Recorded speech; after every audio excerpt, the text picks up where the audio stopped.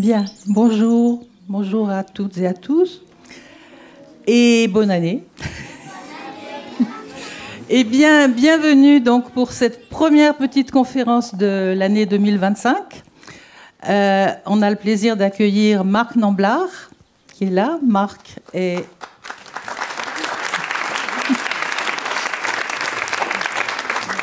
Marc est audio-naturaliste, c'est-à-dire qu'il va dans la nature et il enregistre des sons, les sons du vivant, et pas seulement du vivant d'ailleurs, des sons.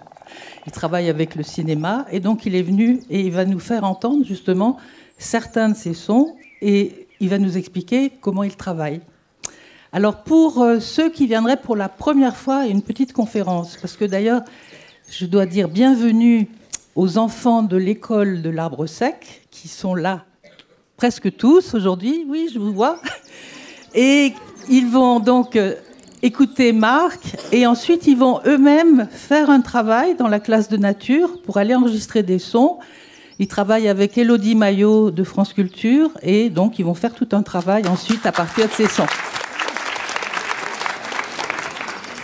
Donc bienvenue à vous. Alors, donc pour ceux qui viendraient pour la première fois pour une petite conférence, je dis comment ça va se passer.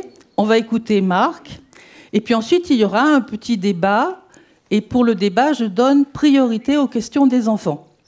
Mais comme toutes les petites conférences sont enregistrées, parce qu'un grand nombre d'entre elles sont publiées aux éditions Bayard, d'ailleurs, la petite conférence que vous allez entendre de Marc est déjà publiée chez Bayard. Et donc, vous pourrez, si vous voulez ensuite réécouter les sons, relire ce qu'il vous a dit et découvrir même d'autres sons, parce qu'à la fin du livre, il y a un QR code qui permet d'entendre d'autres sons. Donc vous pourrez trouver ce livre en librairie. Ça s'appelle « À l'écoute du vivant ». Voilà, comme la conférence. Donc, comme les petites conférences sont enregistrées, je vous demanderai de lever le doigt, de demander le micro et de bien parler dans le micro pour que votre question soit enregistrée. Et même si vous pouvez vous lever pour poser la question, c'est encore mieux, parce que comme ça, Marc vous verra et il pourra vous répondre directement. Voilà. Alors, autre chose, n'oubliez pas de couper les téléphones portables. Et puis, je vous laisse en compagnie de... Ah oui, toi aussi. Oui, moi aussi, oui. Je vous laisse en compagnie de Marc et je vous retrouve au moment du débat. Merci.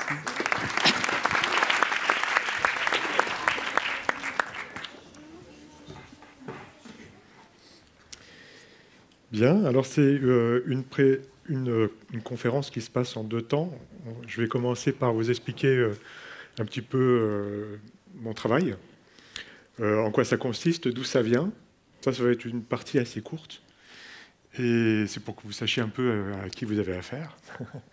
Et puis ensuite, dans un deuxième temps, eh bien, on va aborder la question des sons émis par le vivant, de manière un petit peu générale, en prenant des exemples, évidemment, en s'appuyant sur des exemples. Le vivant étant les petites bêtes, les moyennes bêtes, comme nous d'ailleurs, les grosses bêtes, et puis les plantes aussi, enfin voilà, tout ce qui vit sur cette planète.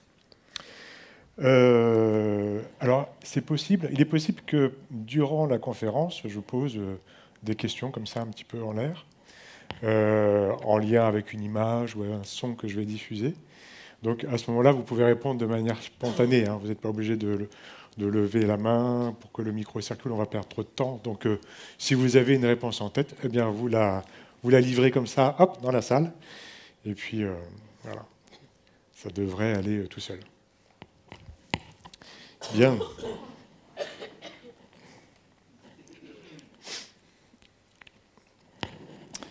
Alors, je pense que vous l'avez compris, une grande partie de mon travail consiste à me promener dehors, avec des oreilles en état de marche. Ça, c'est vraiment le plus important. Donc, je prends soin de mes oreilles, parce que vous savez, les oreilles, c'est très fragile. Ça s'abîme très facilement. Donc, il faut en prendre soin. J'en prends soin. Et puis, donc, je vais écouter ce qui se passe autour de moi. Alors, ça peut être dans des lieux très, très, très dégagés, très ouverts. Mais ça peut être aussi dans des forêts, et c'est même surtout dans des forêts, puisque depuis que je suis tout petit, depuis que j'ai 6, 7, 8 ans, je suis vraiment passionné par les forêts, fasciné par les forêts. Mes parents m'amenaient souvent en forêt le week-end pour aller faire des balades, pour aller chercher des champignons, pour aller faire du vélo, enfin voilà, toutes ces activités-là. Et puis, c'est un monde qui m'a très, très vite attiré.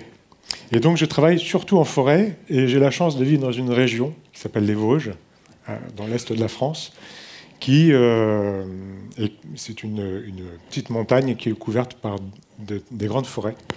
Et donc, il suffit que je sorte de chez moi, que je parcours quelques centaines de mètres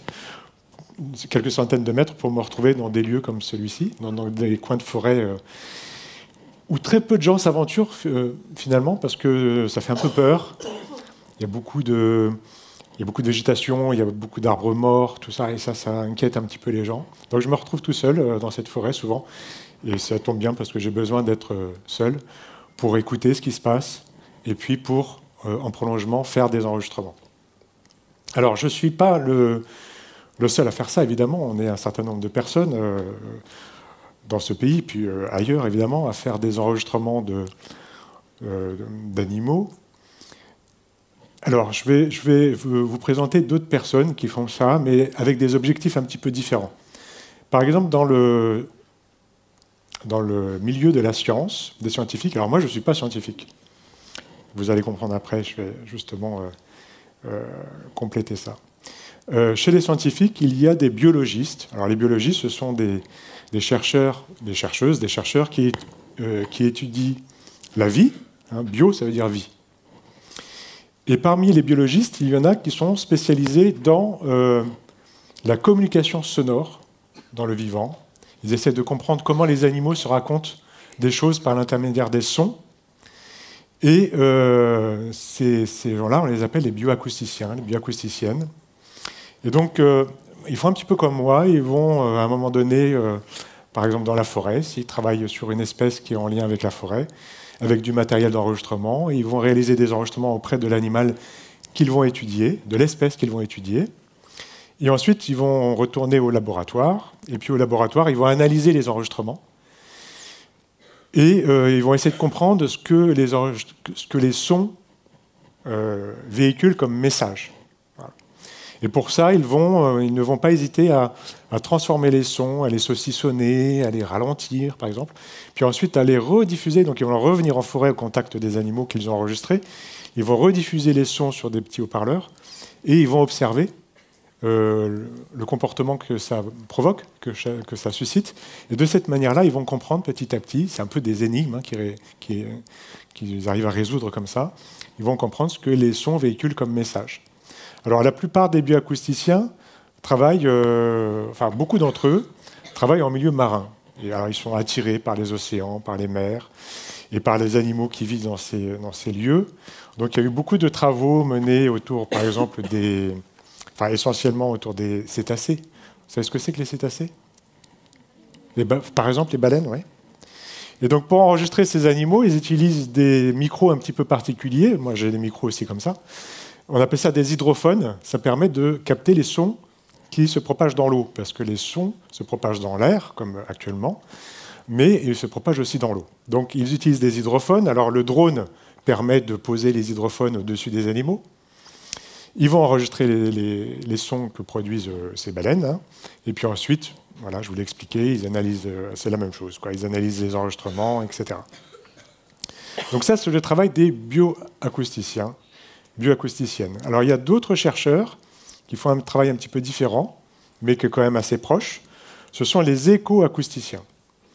Alors, les écoacousticiens, eux ne travaillent pas sur une espèce en particulier, mais sur plutôt un espace, un paysage.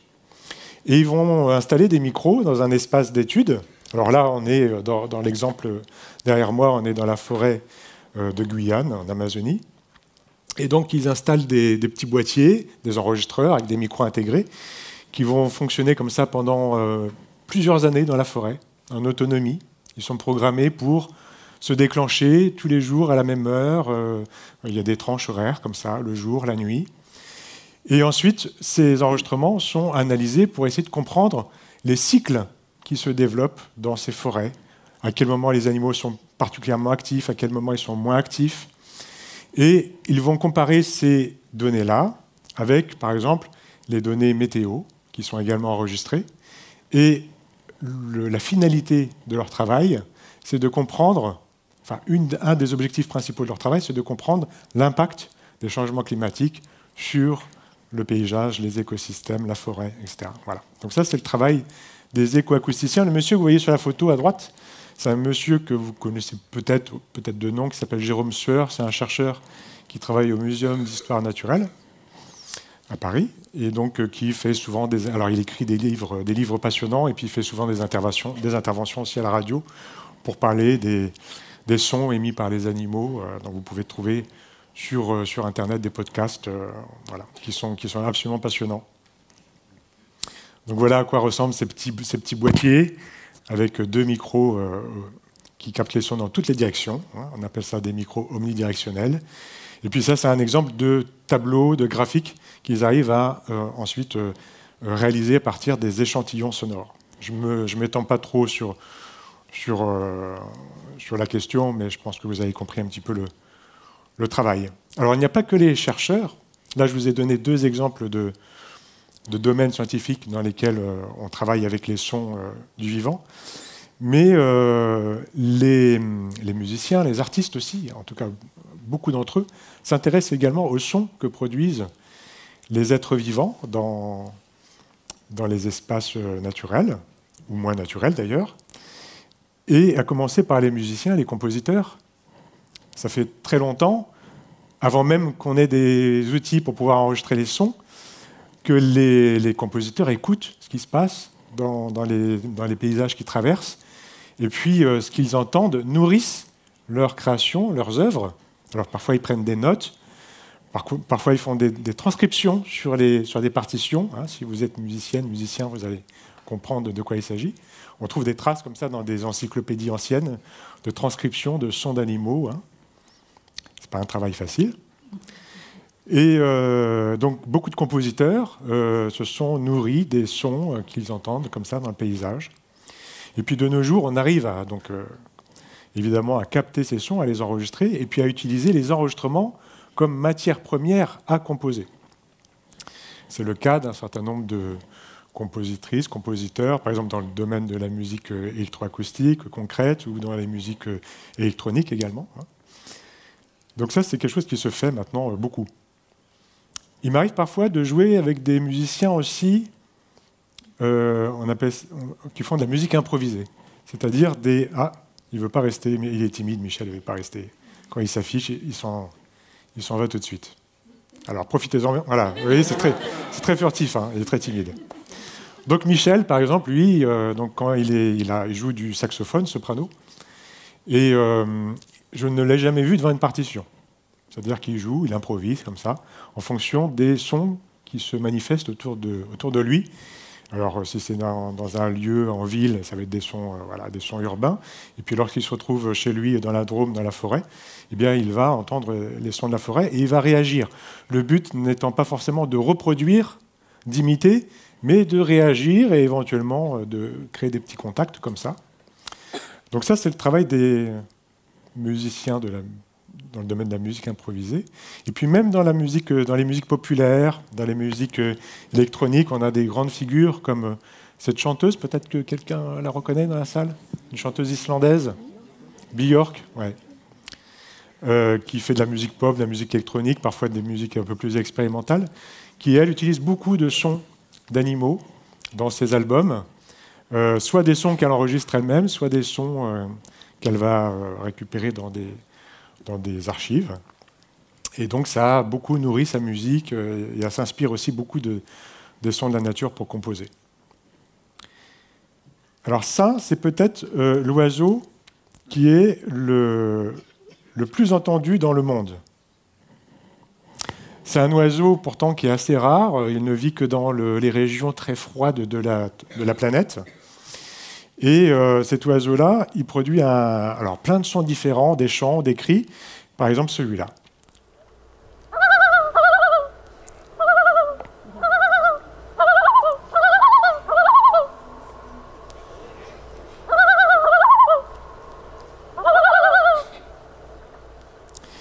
Eh bien, ce son-là a été énormément samplé. C'est-à-dire qu'il y a beaucoup de musiciens dans les domaines de la musique électronique, musique techno, jungle music, ce genre de courant, qui ont utilisé ce motif-là et qui l'ont intégré dans leurs albums, dans leur travail musical.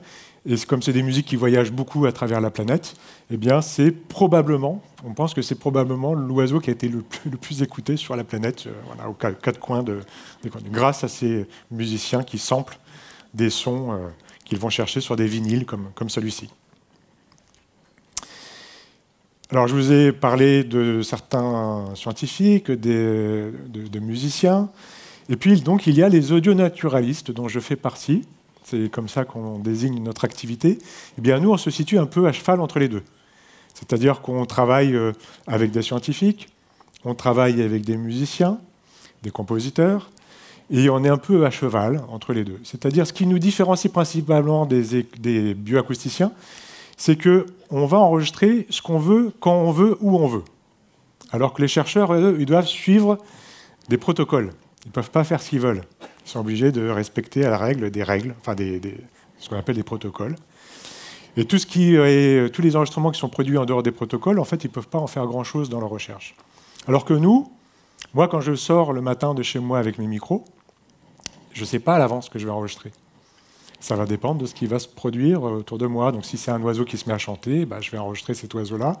S'il y a un orage qui s'approche, je vais enregistrer l'arrivée de l'orage, etc. Donc, je change de sujet comme ça plusieurs fois par jour. Et la plupart du temps, je ne sais pas ce que je vais enregistrer. Donc, vous voyez, la démarche, quand même, est différente. Et ce qui nous différencie aussi des scientifiques, c'est que dans notre travail, on essaye de faire, entre guillemets, des beaux enregistrements.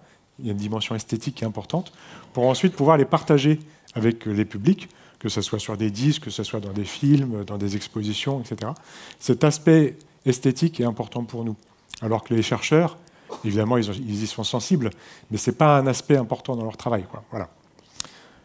Donc, alors nous, on va enregistrer des sons comme ça, un petit peu au fil du temps, au fil des saisons, au fil des années. On va archiver ces sons dans des disques durs.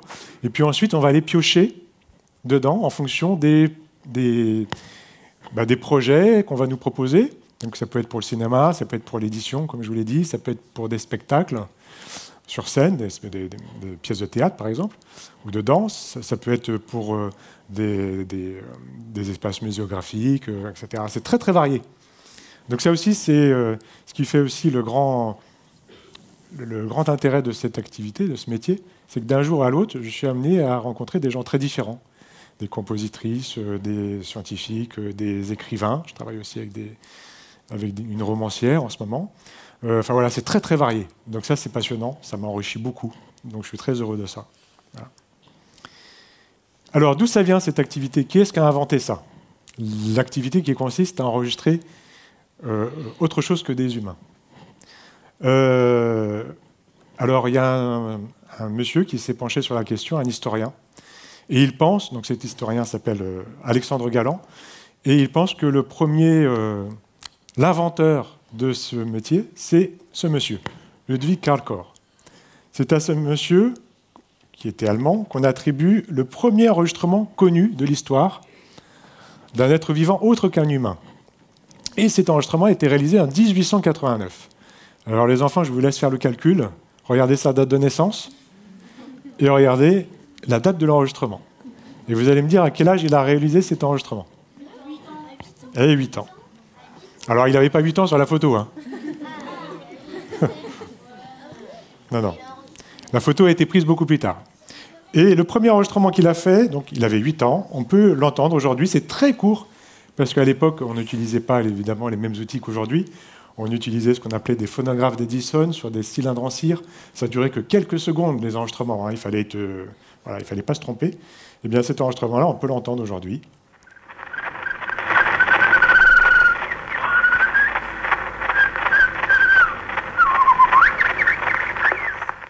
Et voilà.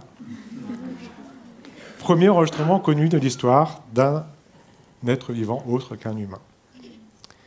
Alors ce monsieur-là, donc, il vivait en Allemagne, il a grandi en Allemagne, et puis lorsque on s'est approché de la Seconde Guerre mondiale, étant donné qu'il était juif, il est parti se réfugier en Angleterre, et je crois qu'il a plutôt bien fait. Et en Angleterre, ensuite, il a eu une longue carrière. Il a passé beaucoup de temps à enregistrer les animaux dans son jardin, dans les forêts. Et puis au fur et à mesure que le matériel est devenu de moins en moins encombrant, eh bien, il est parti voyager à travers le monde. Et puis il faisait souvent des interventions à la radio, à la BBC, ce qui fait que tous les Anglais connaissaient Ludwig Karl Korh. Il faisait des disques qui étaient distribués dans les écoles. Voilà, il y avait déjà une dimension pédagogique qui était importante. Et donc quand on fait des recherches sur ce monsieur, on peut trouver comme ça des couvertures de la presse de l'époque, la presse people de l'époque, on va dire, qui le montrent en activité. Et donc là, on peut se rendre compte qu'il n'enregistrait pas que des oiseaux, hein, il enregistrait toutes sortes d'animaux. Et on peut entendre une partie de ces enregistrements sur Internet, sur le site de la BBC aujourd'hui. Alors c'est une activité qui s'est surtout développée dans le milieu des ornithologues, les ornithologues étant les passionnés d'oiseaux. Parce que quand on se passionne pour les oiseaux, eh bien, reconnaître les chants d'oiseaux et les cris, c'est quand même quelque chose d'important. Parce qu'il y a beaucoup d'oiseaux qu'on a du mal à reconnaître visuellement. Ils sont petits, ils sont perchés, ils sont cachés parfois dans la végétation. Donc pour savoir qu'ils sont présents, on a besoin des oreilles. Et on va les reconnaître aux cris, aux chants qu'ils vont émettre par moment. Et donc à partir du moment où ces personnes ont eu la possibilité d'enregistrer les oiseaux, eh bien, ils ne se sont pas privés. Et c'est pour ça que cette activité s'est surtout développée dans ces milieux de l'ornithologie qui sont vraiment importants dans les pays anglo-saxons, Angleterre, États-Unis. Il y a beaucoup de gens qui pratiquent, qui se passionnent pour les oiseaux dans ces pays-là. En France, il faut attendre vraiment les années 60, 70 pour que l'activité se fasse connaître un peu du grand public, notamment, pas uniquement, mais notamment grâce à ce monsieur, Jean-Claude Rocher, qui est encore vivant aujourd'hui, mais qui est très âgé, il a plus de 90 ans, il n'entend plus grand-chose. Mais voilà, il a beaucoup participé à démocratiser, on va dire, à faire connaître cette activité-là. Et puis dans les années fin des années 80, dans les années 90-2000, c'est ce monsieur-là qui a pris un petit peu le relais, Fernand Desroussen, qui a longtemps habité à Paris, à Charenton, qui a produit énormément de disques. Alors à l'époque, aujourd'hui ça se fait moins, mais vous savez, chez Nature et Découverte, par exemple, il y avait plein de CD de sons de la nature. C'était lui qui réalisait ces CD-là, il en a fait plus d'une centaine. Il est encore actif aujourd'hui, hein, il est à la retraite, mais il n'arrête pas. C'est un grand passionné. Et si je m'arrête sur ce monsieur, c'est pour deux raisons, deux autres raisons. Parce que c'est lui qui est à l'origine du mot audio-naturaliste qu'on utilise aujourd'hui pour désigner notre métier. Avant, on utilisait d'autres mots, mais qui n'étaient pas très... qu'on n'aimait pas trop. Par exemple, chasseur de sons, des choses comme ça. Donc, audio-naturaliste, c'est lui qui a inventé ça. Et puis, c'est aussi parce que c'est lui qui m'a appris le métier. Il n'y a pas d'école pour devenir audio-naturaliste. Il y a des écoles pour devenir ingénieur du son, pour devenir bioacousticien, mais pas pour devenir audio-naturaliste. Ça se fait par la transmission, en fréquentant les gens qui font déjà ça. Et donc, lui, il m'a appris mon métier. On peut dire ça comme ça. Voilà. Et je lui en serai reconnaissant jusqu'à la fin de mes jours. Bien. Et bien maintenant, on va s'approcher de la forêt. Alors, quand on s'approche de la forêt, quand on arrive dans la forêt et qu'on s'installe sur un rocher ou sur un tronc d'arbre comme ça, qu'on ferme les yeux et qu'on écoute, plutôt au printemps, on peut le faire à toutes les saisons évidemment, mais bon, on va plutôt dire qu'on est au printemps, et qu'on écoute attentivement ce qui se passe, on peut faire rapidement un certain nombre de constats. Un des premiers constats qu'on peut faire, malheureusement, c'est que dans cette forêt, on entend plein de sons qui viennent d'ailleurs, qui viennent de plus loin, qui viennent de derrière la forêt, ou qui viennent du ciel. Et ces sons-là occupent beaucoup de place dans le paysage sonore. Parfois même trop de place. Alors je vais vous montrer un exemple d'enregistrement, mais là, je ne vous le fais pas écouter, je vous montre sa traduction visuelle. Parce qu'aujourd'hui, on a des outils qui nous permettent de montrer, de scanner l'intérieur d'un son, de représenter un son de manière graphique. Donc là, on a un enregistrement qui démarre. Normalement, ça devrait marcher, je pense. Tac, merveilleux. Donc ça démarre ici. Donc là, j'ai lancé l'enregistrement, et puis hop, il s'est arrêté ici. Donc là, on a l'échelle de temps qui défile. Donc 1 heure d'enregistrement. Là, on est à 0 minute, et là, on est à 55 minutes à peu près. Et puis sur cette échelle-là, vous avez les fréquences sonores captées par les micros et par l'enregistreur. Donc tout en bas, on est dans les infrabasses. C'est tellement bas qu'on n'entend pas avec nos oreilles d'humain. Là, on est dans les basses fréquences. Là, on arrive dans les bas médiums, dans les médiums, dans les aigus, dans les très aigus et dans l'ultrason. Là, on n'entend plus. Voilà. Pas avec nos oreilles d'humain. Donc on voit des sons. Il y a des choses qui sont enregistrées plutôt dans les basses fréquences et dans les bas médiums. Ici, on a 2 traits verticaux. En fait, c'est l'église qui s'est mise à sonner au loin. Et puis, il n'y a pas d'animaux. Les animaux se sont arrêtés de chanter. Il n'y avait plus d'oiseaux parce que c'était à la tombée de la nuit. Les oiseaux avaient arrêté de chanter. Et puis, par contre, on a une sorte de petite forêt comme ça. On dirait des petits sapins, des petits conifères. Voilà. Des petits sapins de Noël. Bien, ça, c'est tous les avions qui sont passés dans le ciel pendant cette heure-là. Dans les Vosges. Et ça s'entend très bien. Seulement, quand on se promène, on ne fait pas attention parce qu'on on discute. Mais en fait, on est tout le temps survolé par des avions. Donc, quand on est à un pic comme ça, ça veut dire que l'avion il est juste au-dessus de nous, à 10 000 mètres, mais au-dessus. Et puis ensuite, il s'éloigne. Voilà. Et vous voyez qu'il ne reste pas beaucoup de moments dans cette heure où on n'entend pas d'avion. Voilà. Alors, moi, ça me pose problème pour travailler. Parce que quand je cherche à enregistrer des animaux qui émettent des sons dans ces fréquences-là, par exemple les chouettes, les hiboux la nuit, eh bien je suis gêné. Mais c'est encore plus gênant pour eux. Parce que bon, moi ça m'empêche de travailler, mais eux, ça les empêche de s'entendre. Et ça les empêche de s'échanger des messages. Et les messages qui s'échangent sont très importants pour la survie de leur espèce. Voilà. Donc ça, c'est malheureusement un constat qu'on fait très rapidement lorsqu'on écoute attentivement les sons dans le paysage.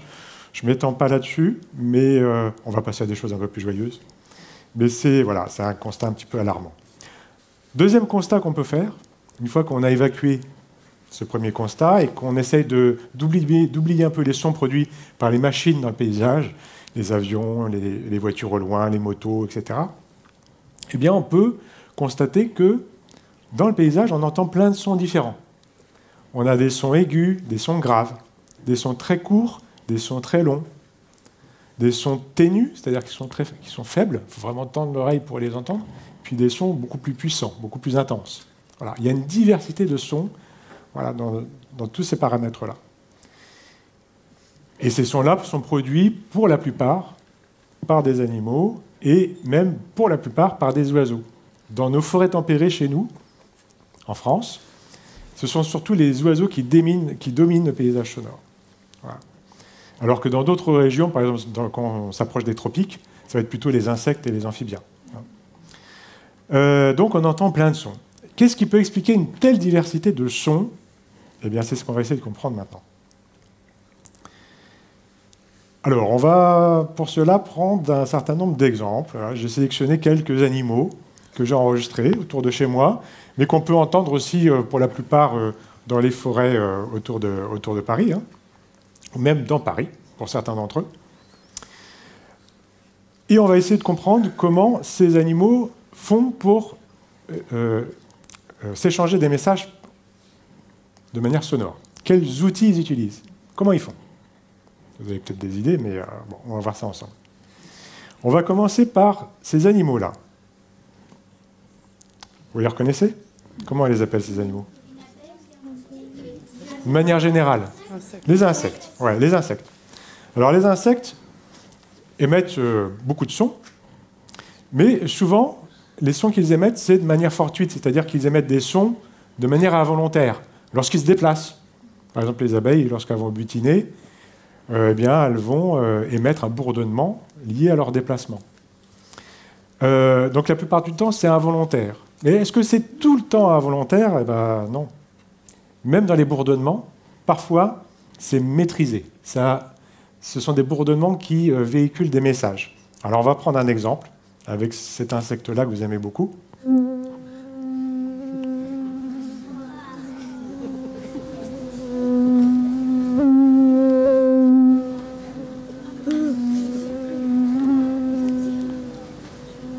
Alors, vous l'avez reconnu? C'est un moustique. On devrait plutôt dire c'est une moustique. Parce que c'est une femelle. Et c'est les femelles qui viennent nous piquer la nuit. et qui nous enquiquinent. Vous savez pourquoi elles nous piquent? Ouais, exactement. C'est parce qu'elles ont besoin de sang pour ensuite pouvoir pondre. Elles ont besoin d'un apport en protéines, vous apprendrez ça un peu plus tard, pour pouvoir pondre. Donc elles viennent. Alors quand on se fait piquer par les moustiques, en fait, on se sacrifie pour permettre à l'espèce de continuer d'exister sur cette planète. Et c'est important qu'elle continue d'exister, malgré qu'elle nous embête sérieusement parfois, et qu'elle pose des problèmes dans certaines régions du monde, des problèmes sérieux, parce que on parle des abeilles qui butinent et qui pollinisent, enfin qui permettent aux plantes de se reproduire. Mais les moustiques, c'est pareil. Les moustiques sont des pollinisateurs. On a parfois tendance à l'oublier. Donc c'est important qu'il y ait des moustiques sur cette planète. Bref, donc là, ce qu'on a entendu, c'est la moustique femelle qui bourdonne, qui est en train de chercher du sang. Et les chercheurs ont remarqué que les moustiques mâles, qui ont des antennes un petit peu bizarres, qui ressemblent comme ça à des plumeaux, eh bien, sont sensibles exactement à cette fréquence-là. C'est-à-dire que les autres fréquences, ils ne les entendent pas. Par contre, cette fréquence-là de la femelle moustique, ça, ils entendent très bien. Donc ça va leur permettre de repérer les moustiques qui ne se sont pas encore accouplés. Donc ils vont pouvoir s'accoupler, se retrouver et s'accoupler. Et, miracle, une fois que la moustique femelle s'est accouplée et qu'elle a pondu, eh bien, lorsqu'elle se déplace, elle émet une autre fréquence et elle disparaît du radar des mâles. Ce qui fait que les mâles peuvent se concentrer uniquement sur les moustiques qui ne se sont pas encore reproduits. C'est merveilleux. Voilà. Au passage, vous pouvez remarquer que dans la forêt, il n'y a pas que nous qui sommes embêtés par les moustiques. Hein. Ouais. Et puis pour les chevreuils, c'est pas évident de faire ça avec leurs pattes pour chasser les moustiques. Enfin, ils ont leurs oreilles, mais... je vais vous faire écouter un autre son produit par une petite bête, et je vais vous laisser deviner de quoi il s'agit.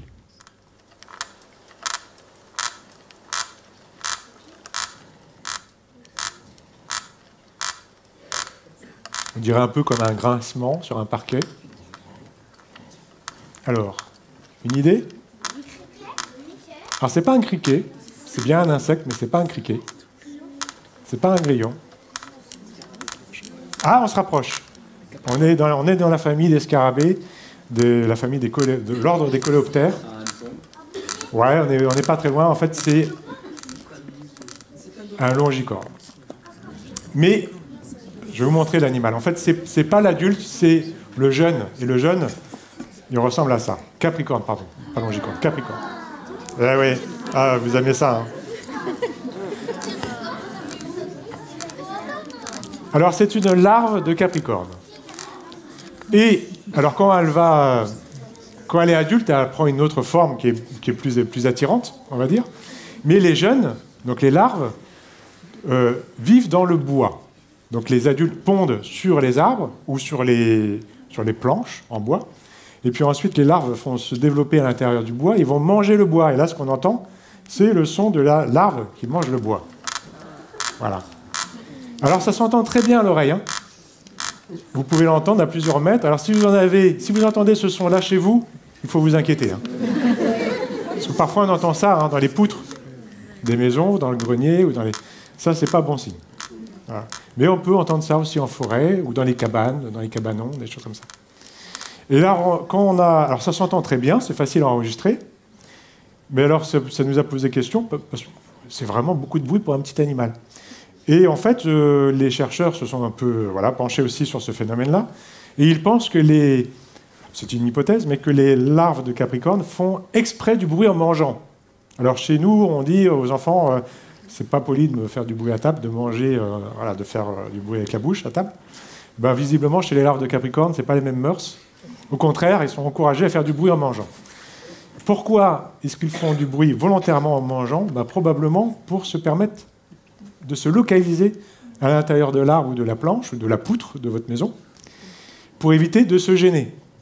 Parce que lorsqu'ils creusent, lorsqu'ils se rencontrent dans cet arbre ou dans cette poutre, en général, les rencontres se passent très mal. Et ça finit par...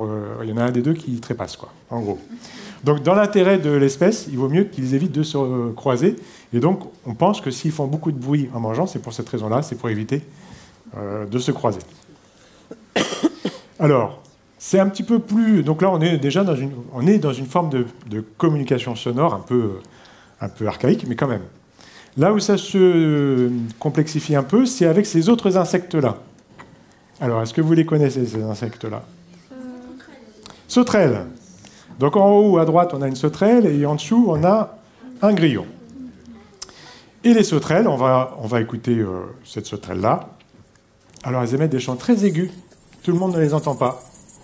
C'est un test d'audition là, que je vous propose à cette occasion. Hop. Petit sondage, tiens. Qui est-ce qui entend le chant de la sauterelle? Je ne vais pas demander aux gens qui ne l'entendent pas de lever la main. Voilà. Ça fait partie des sons qui disparaissent du paysage sonore avec l'âge. Moi, d'ici une dizaine... Là, je les entends encore très bien, mais je sais que fatalement, d'ici 10, 15 ans, je ne les entendrai plus beaucoup. Parce que les sauterelles émettent des sons très aigus, contrairement aux grillons et aux criquets. Alors, très, très aigus. Est-ce que vous savez comment les sauterelles et les grillons émettent des sons? Alors, elles frottent deux parties de leur corps l'une contre l'autre. Voilà, c'est ça. Elles frottent leurs ailes l'une contre l'autre. Et les grillons, pareil, leurs ailes ou leurs élytres. Voilà. Et ça a un nom dans le monde du vivant.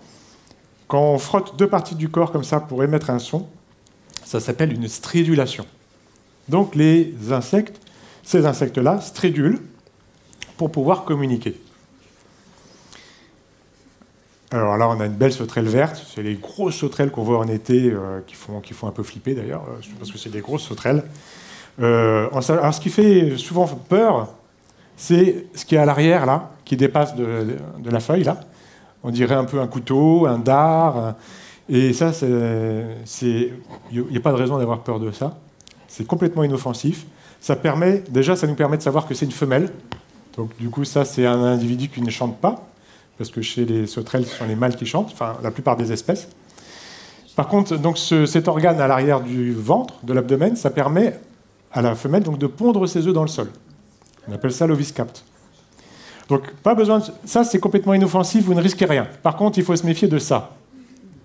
Parce que les sauterelles sont omnivores comme nous. C'est-à-dire qu'elles mangent un peu de tout, contrairement aux criquets, qui mangent que des plantes. Ce qui fait que si vous prenez une grosse sauterelle comme ça dans la main, eh bien, au bout d'un moment, elle va avoir l'idée de vous goûter. Pour savoir si vous êtes bon à manger. Et une grande sauterelle qui commence à vous creuser la peau, vous le sentez quand même. Hein, on fait un bond quand même. Voilà. Et puis, ce qui permet aussi de reconnaître les sauterelles et de les distinguer des criquets, c'est la taille des antennes. Les sauterelles ont des très longues antennes, alors que les criquets ont des antennes toutes courtes. Voici un grillon. Alors, chez les grillons, c'est pareil. On frotte les ailes ou les élytres l'une contre l'autre, et ça produit une stridulation. Alors, on va entendre le cric. Non, pardon, ça c'est le criquet. Le grillon, il est là. Vous connaissez ça? On l'entend au printemps.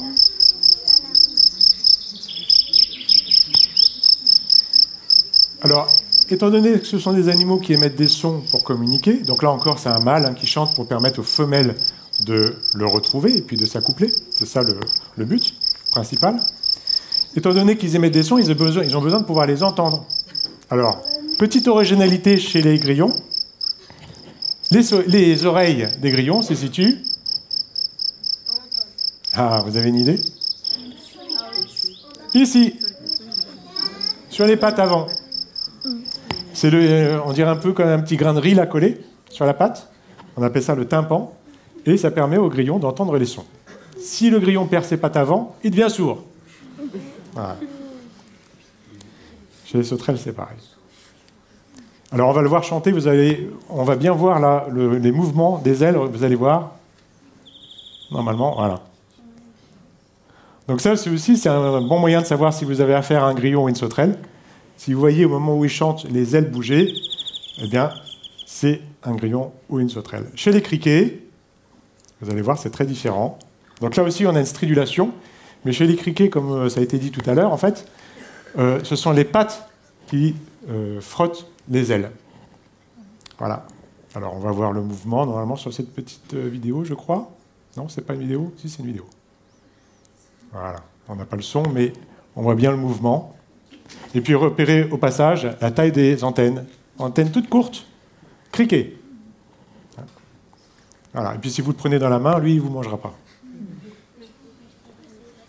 On va l'écouter quand même, le criquet.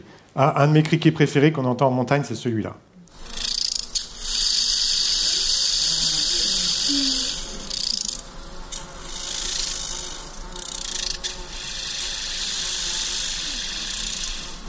L'arciptère bariolé.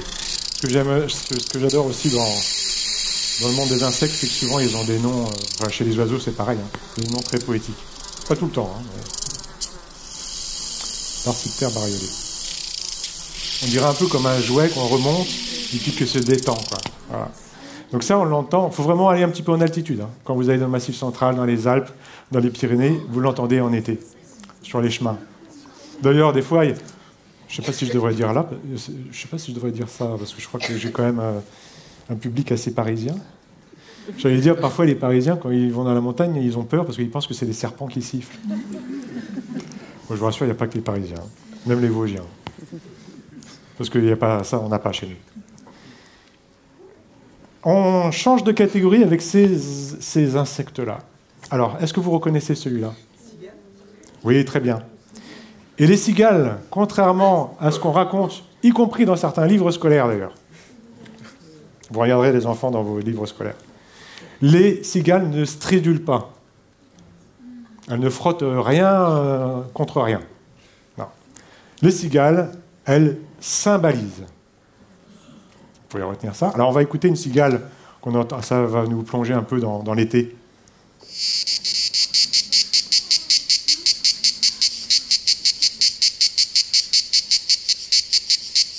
Vous connaissez ce chant-là quand même, vous l'avez déjà entendu. C'est la cigale de l'Orne, c'est une des cigales les plus répandues chez nous en France, hein, dans le sud de la France. Il y a une vingtaine d'espèces quand même, plus d'une vingtaine d'espèces en France, hein, de cigales, dont certaines d'ailleurs qui chantent dans le nord de la France, jusqu'en Angleterre, jusqu'en Belgique, mais des chants, on ne les entend pas avec nos oreilles d'humains, et les enfants les entendent, mais pas les adultes. Donc les cigales, pour chanter, elles ont un organe spécifique situé là, à cet endroit-là, derrière les ailes. En fait, c'est une membrane, un peu comme une membrane de haut-parleur, si vous voulez, qui se met à vibrer. Voilà. Et le corps des mâles, parce que ce sont les mâles qui chantent, l'abdomen est quasiment creux, ce qui permet d'amplifier le son et de faire en sorte qu'il soit encore plus fort et qu'il porte encore plus loin. Parce que les cigales, vous avez remarqué, ça casse un peu les oreilles quand même, hein, surtout quand il y en a beaucoup, parce que le son est extrêmement amplifié. Et ça marche très bien. Mais je vais revenir sur cette idée d'amplification juste après d'ailleurs. Et pour évoquer ça, on va revenir avec un grillon qui n'a pas la cote chez les jardiniers. Peut-être que quelqu'un connaît ce grillon, c'est la courtilière. Alors déjà, elle a une drôle d'apparence, hein. Tout allongé comme ça, c'est un gros grillon, hein. C'est pareil, il fait quasiment la largeur de la paume de ma main. Donc la première fois que vous avez une courtilière dans la main, ça fait un peu son effet.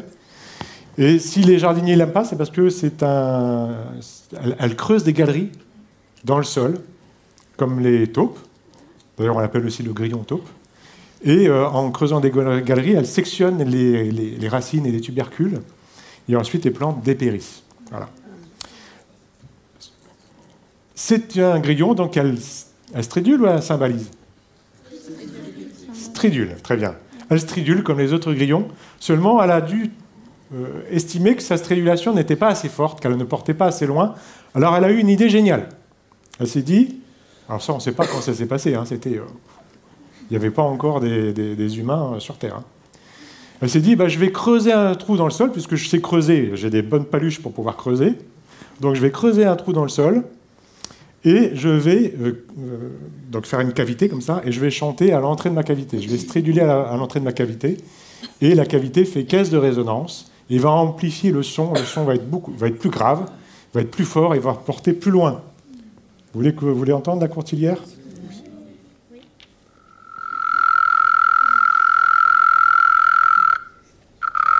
Voilà. Et ça porte loin. Ça s'entend parfois jusqu'à 500, 600, 700 mètres.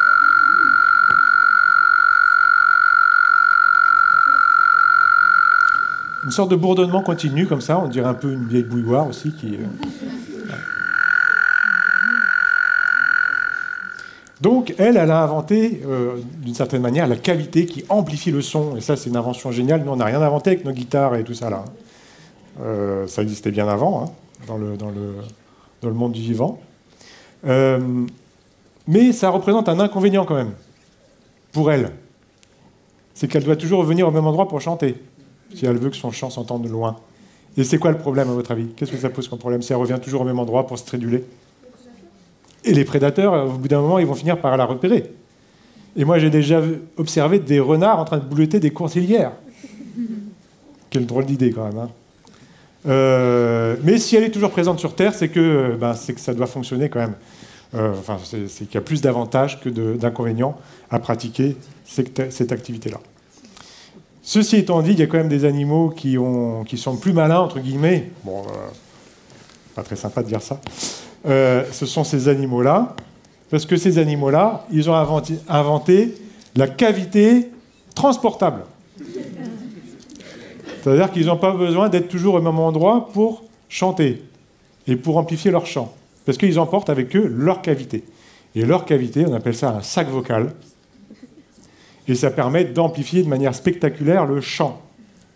Alors là, on ne parle plus de stridulation chez les amphibiens, on parle de chant. Parce que c'est émis par la bouche. La bouche est fermée et cette cavité amplifie le son. Alors là, on est en présence d'une... Vous la connaissez la rainette, la petite rainette verte. Voilà. Alors la petite rainette verte, elle a un chant très fort. On dirait un peu des rafales de mitraillettes. C'est un peu une guerrière. Hein.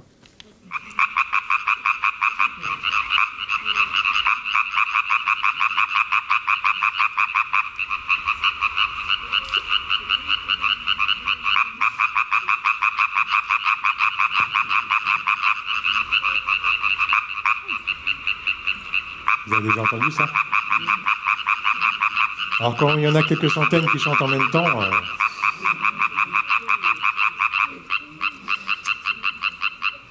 Chez les grenouilles, qui sont de la même famille évidemment, regardez, les sacs vocaux se situent plutôt sur les côtés. Donc la rainette, ça va être un sac vocal unique, comme ça, au niveau de la gorge.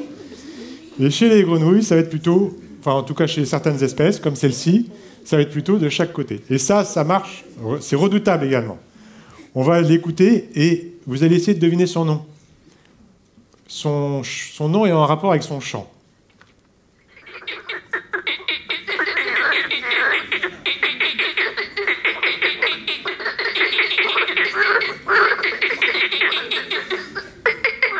Oui.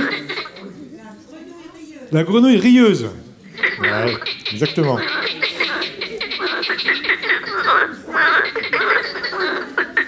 Voilà. Vous la connaissez, celle-là, elle est présente dans la région.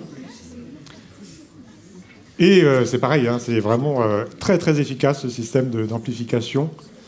Voilà. Alors il y a certaines espèces moins connues, plus rares, comme ce petit crapaud là qui vit dans l'est de l'Europe, mais qui est également présent en France, qui lui, il a un sac vocal, mais en plus il gonfle tout son corps, il fait la planche comme ça à la surface de l'eau, et tout son corps amplifie son chant. Ceci étant dit, tous les amphibiens ne font pas ça. Il y a des amphibiens qui ont choisi une autre stratégie pour se faire entendre. C'est le cas de ce petit crapaud qu'on va entendre tout de suite et que je vous montrerai en photo après, qui fait partie, je crois que ça fait partie des sons que je préfère dans nos paysages. J'adore ce son. C'est très délicat. Et pourtant, c'est émis par un crapaud. Comme quoi. Alors, je vous laisse écouter.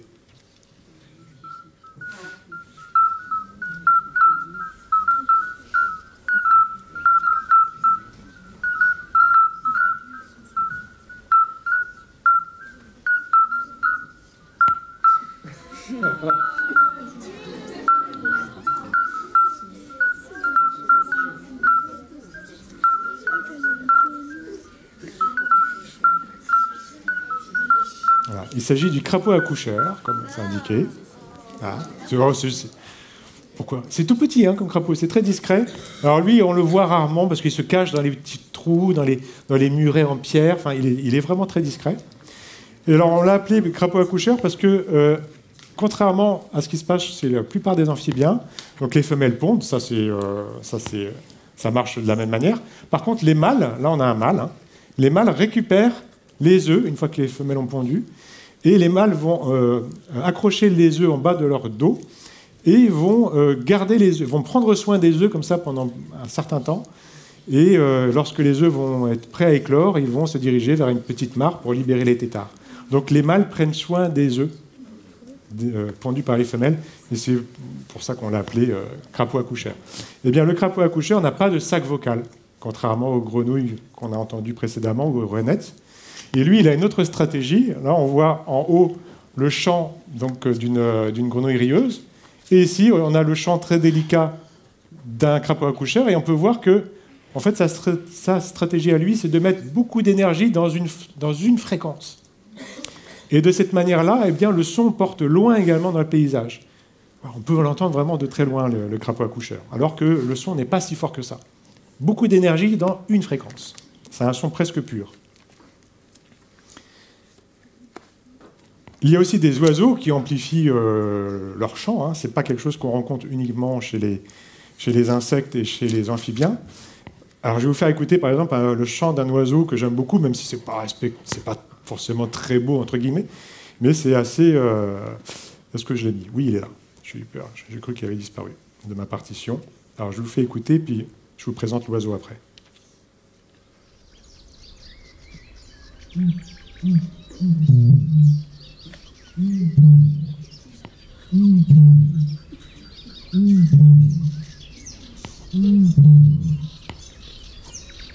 Alors, est-ce que quelqu'un sait de qui il s'agit? Il y a peut-être des ornithos dans la salle. Le butor étoilé. Ah. Écoutez-le encore.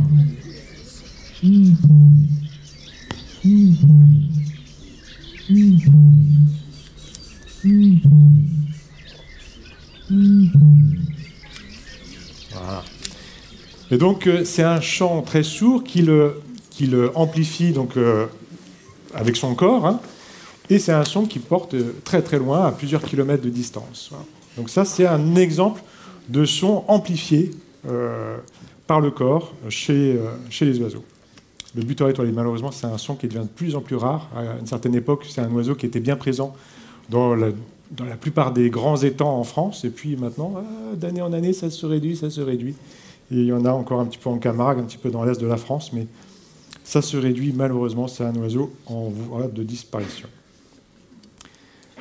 Butor étoilé, ça aussi c'est un joli nom quand même, hein. Il y a beaucoup de poésie là-dedans. Alors, qu'est-ce qui se passe chez les mammifères? Eh bien, chez les mammifères, on a aussi un système d'amplification. On a une cavité qui permet d'amplifier les sons. Comment on appelle ça? Il suffit de prendre l'exemple chez nous, hein. Nous sommes des mammifères, pour rappel, hein. Alors, la cage thoracique, mais surtout ici, là, la bouche, c'est une cavité. Donc, la bouche nous permet d'amplifier les sons, mais la différence entre la bouche d'un mammifère et, par exemple, le sac vocal d'un amphibien, c'est que la bouche d'un mammifère, notre bouche, peut changer de forme très rapidement, grâce aux muscles, tous les muscles qu'on a, ne serait-ce que la langue est un muscle. La position de la langue à l'intérieur de la bouche nous permet de changer la forme de la cavité et donc de moduler le son. Et ça, c'est la particularité des mammifères, c'est qu'il y a une modulation du son. Alors que chez les amphibiens, c'est toujours les mêmes sons répétitifs, ils aiment beaucoup la techno. Chez les mammifères, le son se transforme comme ça, il est modulé. Alors on peut s'en rendre compte facilement en écoutant les cerfs, par exemple. Moi, j'ai passé des années et des années à écouter les cerfs dans la forêt, j'adore ça. Je les entends plus chez moi maintenant. J'ouvre la fenêtre de ma chambre et je les entends.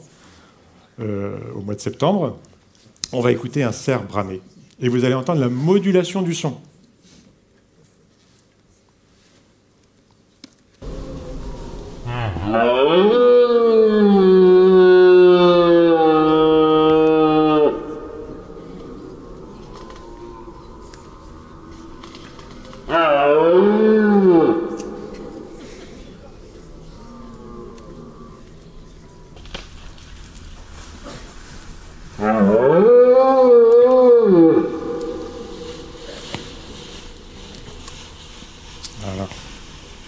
un cerf qui brame en septembre.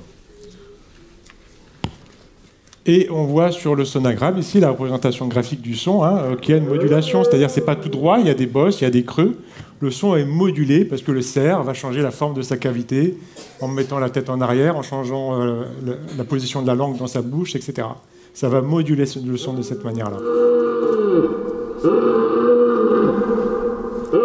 Est-ce que vous savez pourquoi les cerfs brament? Ouais, ça se passe au moment de la reproduction. Alors ça peut attirer, ça attire les femelles, mais l'objectif surtout, c'est d'établir des rapports de force entre les mâles. C'est comme ça qu'ils vont se jauger et qu'ils vont établir des rapports de force. En fait, le but, c'est d'éviter de se battre. Le rapport de force se fait surtout par la voix. Et de temps en temps, quand les voix sont trop identiques et que les forces sont trop égales, eh bien, ils vont en venir au combat. Mais généralement, les voix règlent le problème. C'est fait pour ça. Alors, il n'y a pas que chez les cerfs. Alors, nous, les humains, on est quand même pas mal placés en termes de modulation, en termes de richesse sonore. Alors, une fois n'est pas coutume, on va entendre un humain dans cette conférence. Allez, c'est parti.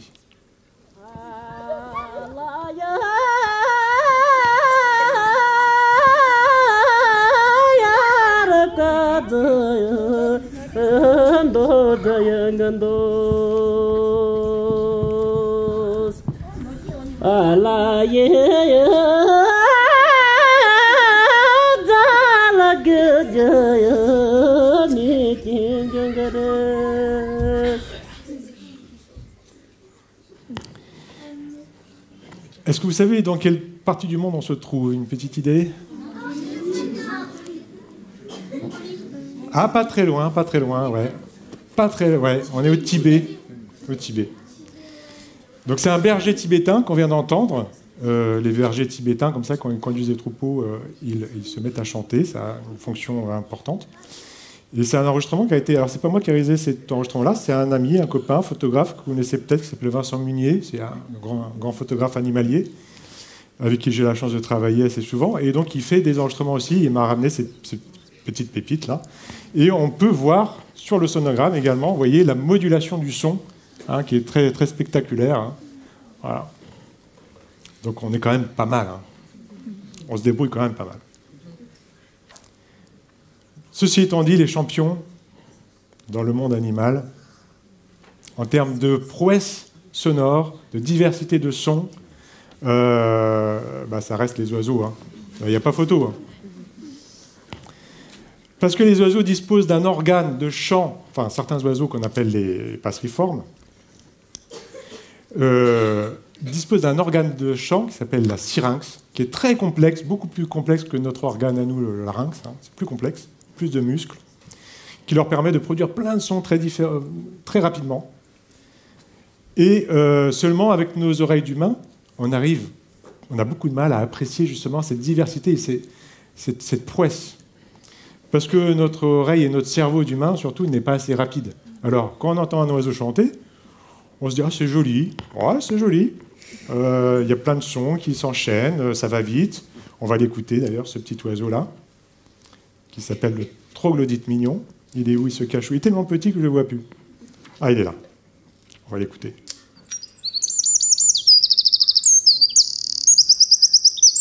Ça va vite, Tout ça en 2 secondes à peu près. Et il recommence.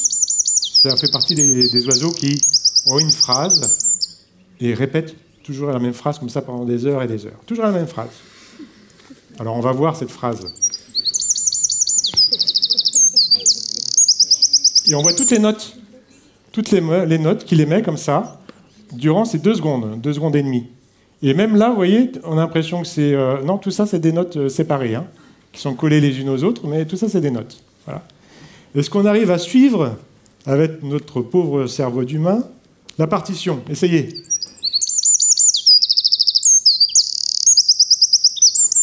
Pas facile, ça va quand même un peu vite. Alors, on peut tricher un peu. C'est-à-dire qu'on peut reprendre ce même enregistrement, et puis le ralentir, Et quand on ralentit un enregistrement, on le divise également en fréquences, c'est-à-dire qu'il devient plus grave. Et le fait qu'il soit plus grave, c'est plus pratique aussi pour nous les humains. Alors on va le ralentir de 3 octaves, et on va voir si on arrive à suivre la partition.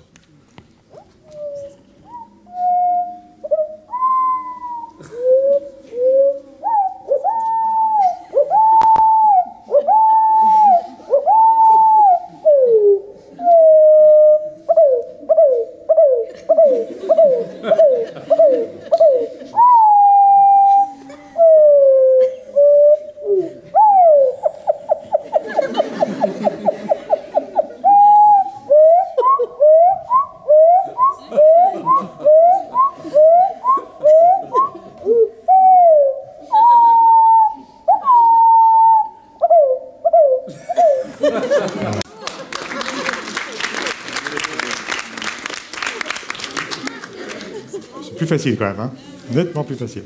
Voilà.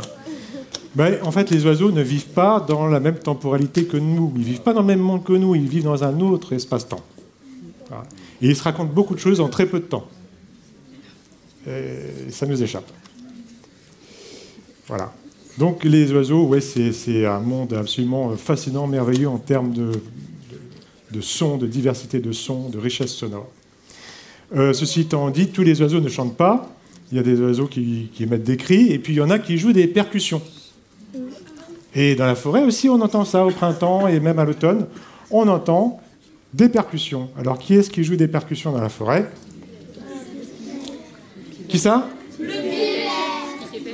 Ah, je suis content, je n'ai pas entendu le pivert. Parce qu'en général, on dit le pivert. Alors que le pivert ne le fait pas. Ou très rarement. Alors, c'est soit le pic... Alors, le plus courant, c'est le piquet-pêche. Parfois, le pic noir, qui est un petit peu plus rare, mais quand même, il est bien présent dans nos forêts maintenant. Donc, celui que vous avez en photo ici, c'est le pic noir. On va l'entendre. On va entendre un beau tambourinage de pic noir. Alors, écoutez. Voilà.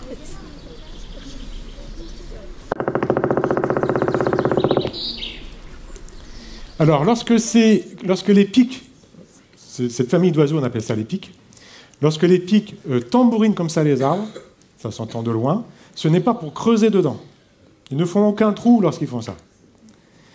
C'est un marquage... Non, c'est pas non plus pour manger. C'est un marquage territorial. C'est comme ça qu'ils indiquent ici, je suis chez moi. D'ailleurs, les chants, on a parlé des chants des oiseaux du troglodyte tout à l'heure, c'est la même chose. Hein. C'est aussi un marquage territorial. Et c'est aussi pour séduire les femelles. Là, il dit « c'est mon territoire ». Et puis les autres pics plus loin répondent, ils tambourinent « c'est mon territoire ». Par contre, effectivement, à d'autres moments, les pics vont creuser dans les arbres pour soit faire leur loge, hein, leur nid, soit pour chercher à manger, mais ça fait des coups irréguliers qui ne ressemblent pas du tout à ça, et ça porte pas très loin, hein, ça s'entend pas loin. Donc ça, c'est vraiment le tambourinage territorial. Et celui qu'on entend le plus souvent en forêt, alors, même dans les forêts... Dans Paris, hein, si vous prenez en février-mars, vous allez entendre ça. C'est beaucoup plus bref. Hein.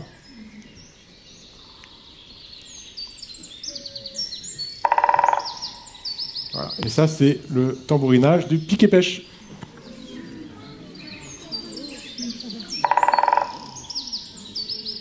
Voilà.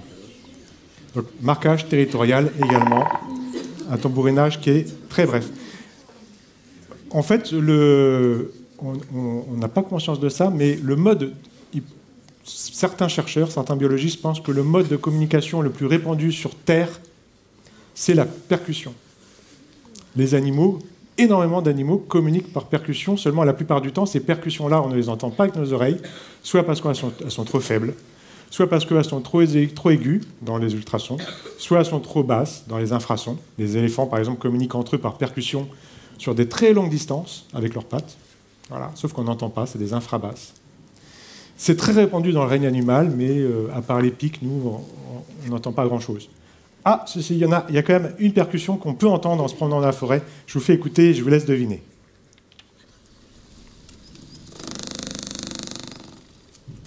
C'est pas un oiseau.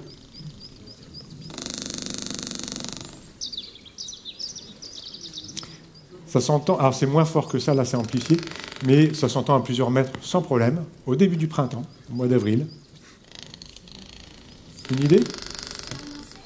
C'est pas un insecte au sens strict. Mais pas très loin, c'est la famille des arthropodes, on va dire. C'est une petite bête. Ah, j'ai entendu. Non, pas une libellule. Alors, on va vérifier la réponse. Ça devrait arriver.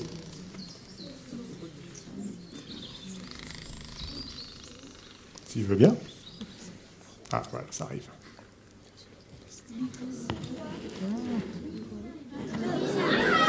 Ah, au secours. Ah. C'est une petite araignée. Alors, on appelle ça aussi les araignées loups, parce que ce sont des araignées qui ne tissent pas de toile, qui chassent dans la litière de la forêt les animaux de passage. Et alors, ce petit, ça fait 1 millimètre, enfin 1 centimètre, pardon, à peu près 1 centimètre. Et donc, chez certaines lycoses, les mâles, au début du printemps, vont tambouriner les feuilles mortes, qui sont bien sèches, qui ont eu le temps bien de se dessécher au soleil. Donc, ça devient très sonore. Et donc, elles vont faire vibrer ces feuilles avec leur abdomen, donc avec leur ventre, hein, si vous préférez. Et ça produit ces percussions qui s'entendent à plusieurs mètres. Et le but, c'est d'envoûter les femelles. Comme le serpent K, là, dans le... donc les mâles envoûtent les femelles par ces percussions, et ensuite ça aboutit à la reproduction, à l'accouplement, à la reproduction, etc. Voilà. Et ça s'entend très bien, seulement on passe à côté sans faire attention quand on se promène en forêt au printemps. Alors, beaucoup d'animaux utilisent des sons pour communiquer, c'est-à-dire s'échanger des messages. On a eu plein d'exemples au cours de cette présentation. Mais parfois, il arrive que certains animaux émettent des sons pour eux. C'est un peu comme s'ils se parlaient à eux-mêmes. On appelle ça de l'autocommunication. Ah, peut-être que vous autocommuniquez aussi. Moi, ça m'arrive des fois d'autocommuniquer quand je suis tout seul chez moi. Mais est-ce que vous avez une idée des animaux qui utilisent ça beaucoup? Ah, les chats, ouais, peut-être. J'ai entendu, ouais. La chauve-souris. Eh ouais. Eh ouais. Alors, la chauve-souris, alors déjà, quand elles sont entre elles en colonie, dans les nurseries, etc., elles discutent, hein, elles se disent plein de choses. Et ça s'entend très bien, on peut les entendre avec nos oreilles. Par contre, lorsqu'elles s'envolent pour aller chasser, la nuit, ou à la tombée de la nuit, eh bien, étant donné qu'elles n'ont pas une bonne vision nocturne, alors le jour, elles voient, hein, elles ne sont pas aveugles, hein. Par contre, dans le noir, bon, ça ne marche pas très bien. Donc, pour pouvoir se localiser, repérer les obstacles et leurs proies, elles vont se mettre à crier comme ça. Régulièrement, elles vont envoyer des cris par la bouche ou par le nez, ça dépend des espèces. Il y a des espèces qui crient par le nez, vous pourrez essayer chez vous. Et donc, ces cris sont tellement aigus qu'on ne les entend pas avec nos oreilles d'humain. Donc, c'est pour ça qu'on parle d'ultrasons. Ils se propagent comme ça devant la chauve-souris et puis ils vont rebondir sur les obstacles dans le paysage. Alors, s'il y a un tronc d'arbre, eh bien, donc les cris vont rebondir sur le tronc d'arbre. Et un son qui rebondit sur un obstacle, ça a un nom bien précis en acoustique. Vous connaissez tous ce mot-là, y compris les jeunes enfants. Comment on appelle ça, un son qui rebondit? Un écho. Eh ouais. Donc, on voit l'écho en jaune qui revient dans les oreilles de la chauve-souris. Et du coup, grâce à cet écho, la chauve-souris se représente dans sa tête, mentalement. Elle se représente le paysage dans ses moindres détails. Elle voit les troncs d'arbres, les écorces, les feuilles, les branches. Elle se représente ça très très bien dans sa tête. Et ça lui permet donc d'éviter de se cogner dans les arbres. Vous ne verrez pas vraiment des chauves-souris se cogner dans les arbres. Ce qui peut être dangereux pour elles, c'est les objets qui se déplacent très rapidement. Par exemple, un camion, une voiture, ça peut être dangereux pour elles parce que ça se déplace très rapidement. Mais un arbre, il n'y a pas de problème. Et donc, elles utilisent le même procédé pour pouvoir repérer leur proie, par exemple des papillons de nuit, parce qu'un écho qui se forme sur un arbre et un écho qui se forme sur un papillon, eh ben, ce n'est pas le même. L'écho est différent. Elle sait faire la différence. C'est comme ça qu'elle va repérer ses proies, elle va s'en approcher.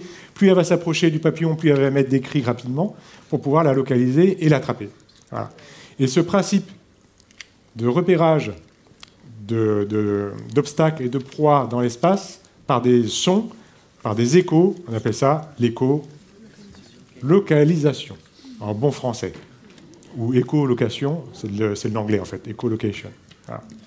Il n'y a pas que les chauves-souris qui font ça, il y a aussi un certain nombre de mammifères marins, par exemple. Hein. On en a parlé au tout début, souvenez-vous, de ces animaux-là. Et puis chez les humains aussi, il y a des personnes qui perdent l'usage de la vue très tôt dans leur vie, hein, pas de naissance, mais très tôt, et qui vont développer cette faculté de pouvoir se repérer grâce aux échos. Donc ces personnes-là, il existe d'ailleurs des écoles pour développer cette faculté-là, vont émettre des sons soit en claquant la langue, soit avec une canne, comme ça, des sons très brefs. Ils vont écouter les échos que ça produit dans l'espace qu'ils traversent. Et grâce à ces échos, ils vont savoir où se trouvent les murs, à quelle hauteur se trouve le plafond, à quelle distance se trouve la porte.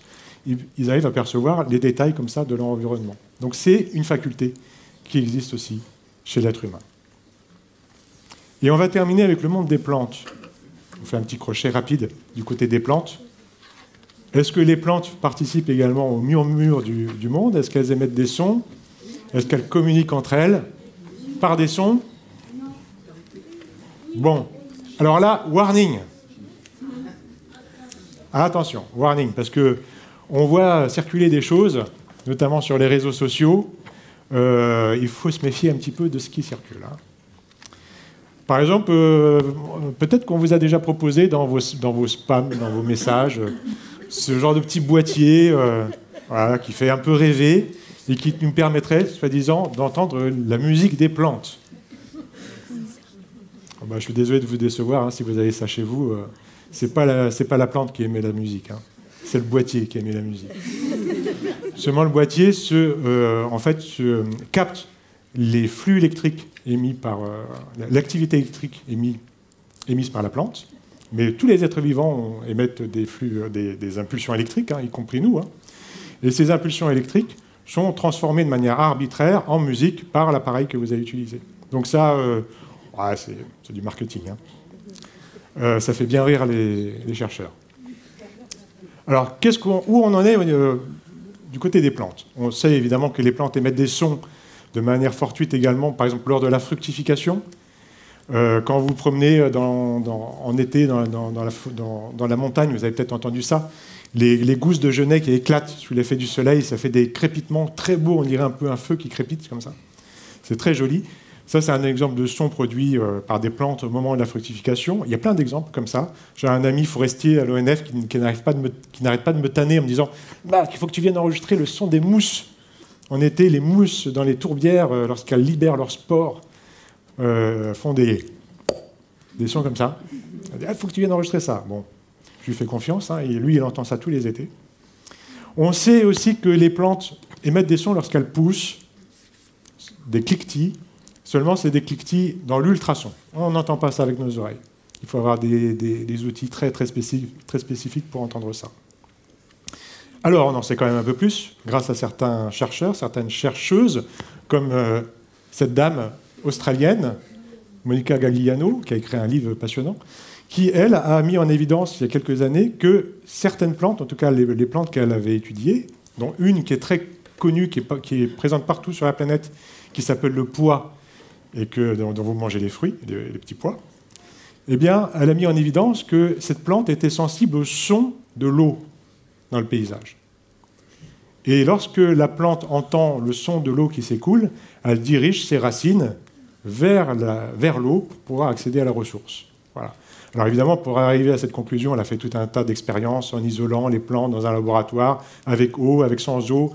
Elle a remplacé l'eau par des enregistrements d'eau, etc. Et elle est arrivée à cette conclusion, oui, les plantes, en tout cas celle-ci et probablement beaucoup d'autres, sont sensibles à certains sons dans leur environnement et réagissent à ces sons-là. Par exemple, le son de l'eau. Il y a d'autres chercheurs qui ont mis en évidence que certaines plantes réagissaient aux sons produits par certains animaux, comme les insectes butineurs dont on a parlé tout à l'heure. Là, on a une onagre, et les onagres, en tout cas celle-ci, reconnaît, entre guillemets, le son produit par les bourdonneurs qui tournent autour d'elle, et lorsqu'elle va détecter ces sons-là, eh bien, elle va produire davantage de nectar pour attirer davantage d'insectes. Voilà. Donc ça, c'est de l'acquis. On sait qu'on a d'autres plantes, comme celle-ci, par exemple, qui, un peu de la même manière, vont détecter les sons produits par des prédateurs, des chenilles qui mangent les plantes qui sont à côté, à droite, à gauche. Ça fait un bruit spécifique. Et eh bien, elles vont détecter ce bruit-là et elles vont réagir en produisant du poison dans leur tissu pour se défendre. Voilà. Est-ce que les plantes s'échangent des messages par des sons entre elles? Pour l'instant, on ne sait pas. Il y a des chercheurs qui travaillent dessus sérieusement en ce moment. Il n'y a pas de publication sérieuse. On voit des trucs farfelus passer de temps en temps. Mais des publications sérieuses, pour l'instant, dans ce domaine-là, on n'en a pas, mais ça risque d'arriver. Et je pense qu'on est loin d'être... on n'est pas au bout de nos surprises. Et on va terminer avec un petit son de plante qui, là, nous est accessible. Je vous fais écouter, et puis je vous dirai ensuite comment j'ai enregistré ce son.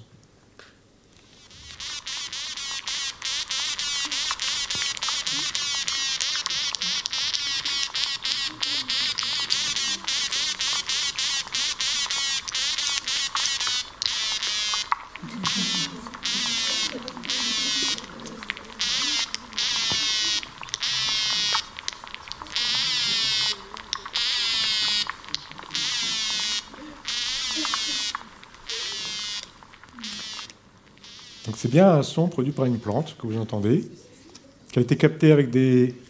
Là, je vous donne un indice, avec des hydrophones. Vous vous souvenez, les micros qui vont dans l'eau, dont je vous ai parlé au tout début de la conférence. Alors, je vais vous montrer la situation. Voilà, une petite canne à pêche, un hydrophone au bout de la canne à pêche. On plonge l'hydrophone dans l'eau, dans la mare ou au bord de la rivière. Et par moment, on va entendre ces sons-là, on va les localiser. Eh bien, il s'agit... Alors, pendant longtemps, c'est resté un peu une énigme. On ne savait pas trop, est-ce que c'est un insecte? Est-ce que c'est un crustacé? Parce qu'il y a des petits crustacés aussi dans les eaux douces. Qu'est-ce qui peut émettre ce son-là? Et puis, là, on a isolé en laboratoire. Il y a des chercheurs qui se sont penchés là-dessus. Et maintenant, on sait que c'est un son qui est produit par les plantes lors de la photosynthèse. C'est-à-dire que lorsque les plantes, sous l'action du soleil, donc il faut qu'il y ait du soleil, fabriquent leur nourriture, eh bien, il y a des échanges gazeux qui se font avec l'environnement. Donc une plante qui libère du gaz dans l'air, ça ne fait pas beaucoup de bruit. Par contre, une plante qui libère du gaz dans l'eau, ça crépite, ça chuinte, ça stridule, ça fait... Voilà, c'est les sons que vous venez d'entendre et qu'on peut entendre à l'oreille quand vous mettez au bord de l'eau. Alors il faut qu'il fasse vraiment un temps bien ensoleillé. Si vous mettez au bord de l'eau et que vous tendez bien l'oreille, s'il y a des plantes aquatiques dans l'eau, peut-être que vous allez deviner ces petites stridulations, enfin ces sons. Voilà. Vous pouvez aussi plonger la tête dans l'eau si vous voulez, mais pas trop longtemps. Voilà, je vous remercie pour votre attention.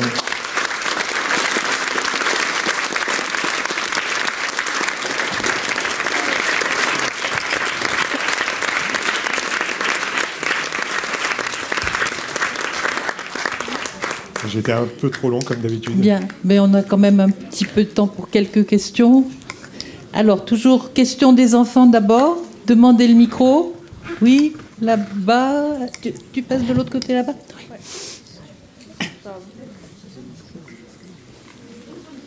J'arrive. Il y a... Pardon. Il y a une question là déjà, je vais donner le micro de ce côté. Oui. J'ai une question, voilà. Mais... Alors, qui me parle? Oui. Oui. Est-ce que les plantes, elles ont des oreilles?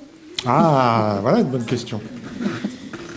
Alors, c'est pas vraiment des oreilles, mais elles ont des récepteurs. C'est-à-dire, par exemple, la fleur dont je vous ai parlé, qui entend, entre guillemets, les vibrations des insectes, on pense, on n'en est pas encore sûr, enfin les chercheurs n'en sont pas encore tout à fait sûrs, mais ils pensent que ce sont les pétales qui captent ces vibrations sonores.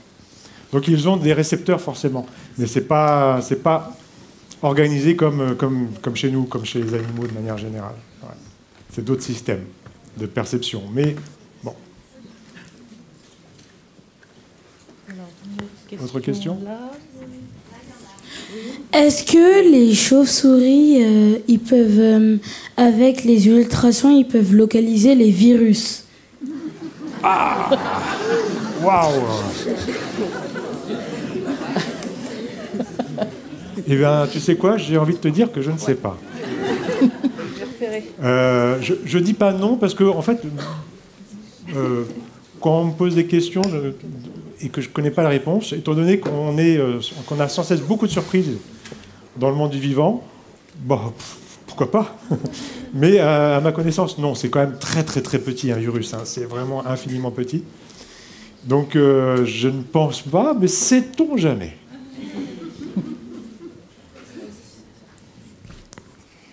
Mais où sont les oreilles des fourmis? Ah, les fourmis. Bonne question. Tu me sèches un peu là. Alors, donc, elles doivent avoir des récepteurs. Je ne sais pas si elles ont des tympans. Je l'ai su à un moment donné. Je crois que ça varie en fonction des espèces. Alors, peut-être que c'est peut-être parce que parfois, c'est les poils qui sont sur les insectes qui jouent ce rôle aussi un peu de récepteur. Donc là, j'avoue que j'avais peur de te dire une bêtise. Je ne sais pas. Il faudrait faire la recherche. Mais c'est vrai qu'il y a des fourmis qui stridulent, hein, qui communiquent entre elles par des stridulations. Donc si elles communiquent par des stridulations, c'est que forcément elles entendent ces sons-là et qu'il doit y avoir un système de réception quelque part. Ouais. Mais est-ce que les plantes, elles ont des yeux? Est-ce que les plantes, elles ont des yeux? Ben, pas des yeux comme toi et moi en tout cas. Non. Non. Tiens, attends, Est-ce une que- question ici de ce côté? Oui, vas-y, lève-toi. Comment faites-vous pour protéger vos oreilles Ah oui, ça c'est une bonne question. Je fais attention, c'est-à-dire que je vais éviter de trop rester dans les endroits très très bruyants, trop longtemps. Par exemple dans les cantines des écoles. Voilà, ça c'est souvent assez redoutable. Donc faites attention, hein. S'il y a beaucoup de bruit dans votre cantine, parlez-en à vos maîtres, maîtresses. Il faut faire quelque chose. Parce que voilà, ça abîme les oreilles. Donc vous n'allez pas souvent en ville? Alors j'y vais pas très souvent, c'est vrai, mais ça m'arrive quand même d'y aller. Alors en ville, il se passe quand même quelque chose depuis quelques années, j'ai remarqué ça. C'est que dans les cœurs des villes, alors Paris c'est un peu particulier, mais dans les cœurs des villes, souvent, c'est en train de devenir moins bruyant, parce qu'on est en train de créer des grandes zones piétonnes, on fait en sorte que la circulation se passe plutôt en périphérie. Et ce qui fait moi je retrouve le plaisir de me promener dans certaines villes, parce que justement on n'est pas agressé sans cesse par les sons des voitures, des motos, etc. Donc du coup je retrouve le plaisir d'aller me promener en ville, dans certaines villes en tout cas. Voilà. Alors il y a plein d'exemples, à Besançon par exemple, à Arles, il y a plein d'endroits comme ça. Dijon.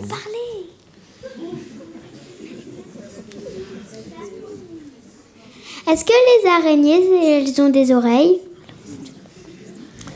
Les araignées. Alors, les araignées, pareil, elles ont probablement un système qui permet de capter les sons. Alors, je ne sais pas où ça se trouve exactement, tu vois. C'est un peu comme les fourmis. Où sont les récepteurs? Est-ce que c'est des soies qui se mettent à bouger? C'est pas impossible que ce soit des soies, ce sont des petits poils. Je pense pas qu'il y ait des tympans, mais peut-être que je me trompe, je sais pas. Pareil, là, ça serait à creuser. Il n'y a pas un bioacousticien dans la salle? Non. Est-ce que les hydrophones, des fois, ils se font manger ou pas? Ah, jusque-là, c'est jamais arrivé. J'ai toujours retrouvé. Pourtant, j'ai des gros animaux qui sont passés parfois à côté, mais non, ça se passe bien. Mes micros, ceux que je laisse dans la forêt, parfois se font un petit peu manger par les oiseaux, mais ils viennent chipper des poils. Sur les bonnettes, tu sais, on met des poils, vous avez tous vu ça, pour protéger du vent. Et ben, les mésanges, par exemple, adorent ça. Mettre ça dans leur nid, ensuite, c'est plus douillet. Donc parfois, parce que des fois, je laisse tourner mes micros comme ça pendant plusieurs heures, puis je vais les chercher après, et ben, j'ai des enregistrements où j'entends pendant 2 heures, quoi. Voilà. C'est des mésanges qui viennent piquer les poils de mes bonnettes. Est-ce que souvent il y a des bêtes, les bêtes, par exemple des criquets qui viennent s'embêter entre eux ou... Ah oui, bien sûr. Oui, il y a souvent des querelles, c'est ça que tu veux dire, des bagarres? Oui. Oui, ça arrive assez régulièrement, hein. C'est souvent pour des histoires de territoire, ou pour, voilà, parce que il y a une femelle dans les parages et puis il faut se partager un peu. Enfin, il faut se. Et est-ce que aussi ils peuvent, par exemple,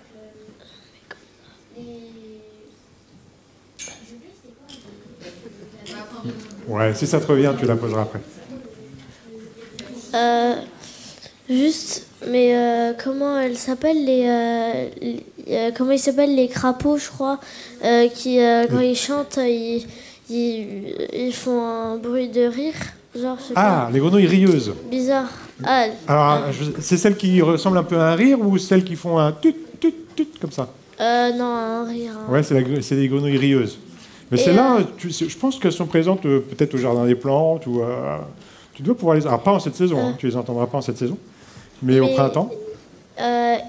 Aussi les sortes de cerfs, je sais pas comment.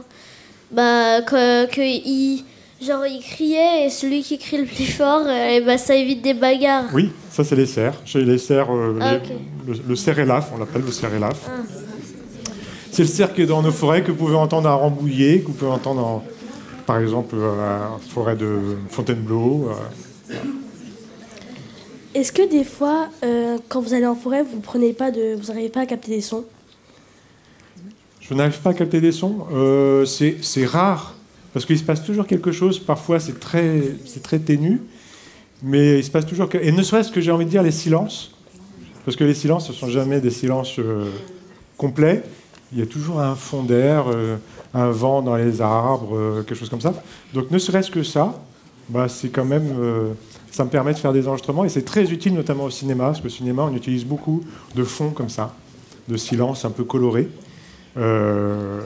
Donc non, c'est en général quand je sors avec mes micros, c'est rare que je revienne sans rien, quoi. Il se passe toujours quelque chose en fait, même si on n'en a pas l'impression. Est-ce que vous pouvez nous donner des conseils, parce que nous on va enregistrer des trucs, Ouais. parce qu'on va aller en classe verte. Ouais.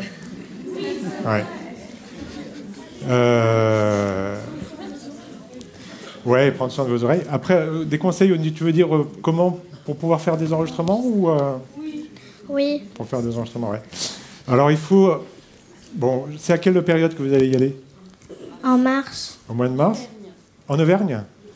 Ouais, d'accord. Donc ça va déjà chanter un petit peu au mois de mars. Vous allez certainement avoir pas mal d'oiseaux. C'est certainement surtout ça que vous allez entendre. D'ailleurs, peut-être les pics, pics et pêche, pics noirs, ils sont bien présents là-bas, donc vous allez certainement les entendre tambouriner.